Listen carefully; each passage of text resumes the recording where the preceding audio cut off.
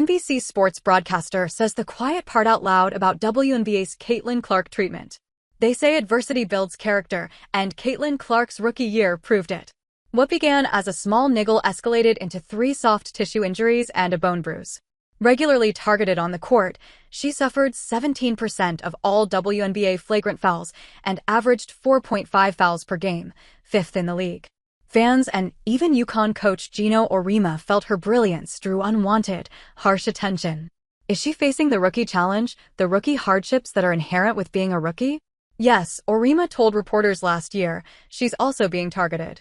The struggles didn't stop in her sophomore season, highlighted by the Marina Mabrey and J.C. Sheldon incident during the Connecticut vs. Indiana Fever matchup, which did feel intentional poking to force a CC reaction.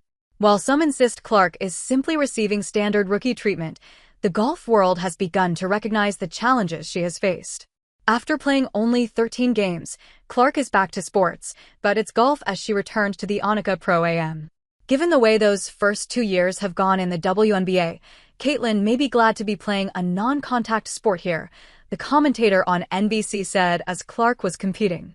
The conversation intensified after Caitlin Clark was voted the 9th best guard in the league by her peers at the 2025 All-Star Game, while the media ranked her 3rd, and fans placed her at number 1.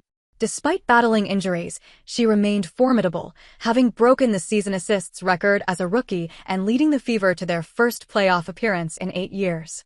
While these indicators exist, much of it reflects fan perception rather than certainty.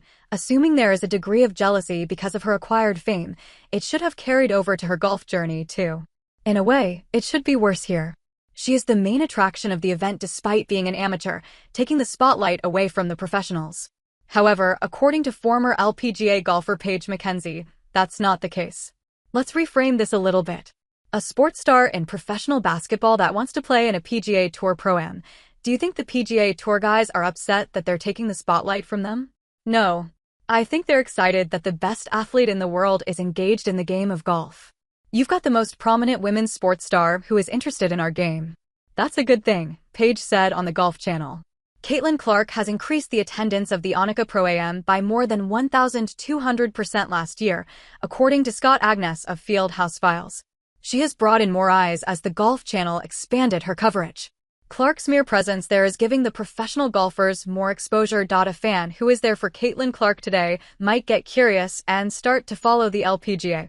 It's an everybody wins deal, much like the WNBA. Many who started watching because of Clark have also followed other athletes and teams, leading to their growth. That effect has slowed in 2025, with Clark largely sidelined. However, in good news to the WNBA world, Caitlin Clark has announced she is back to 100%.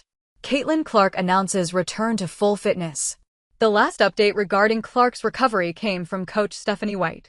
"We're not jumping into anything that's too much right now," she said in late October.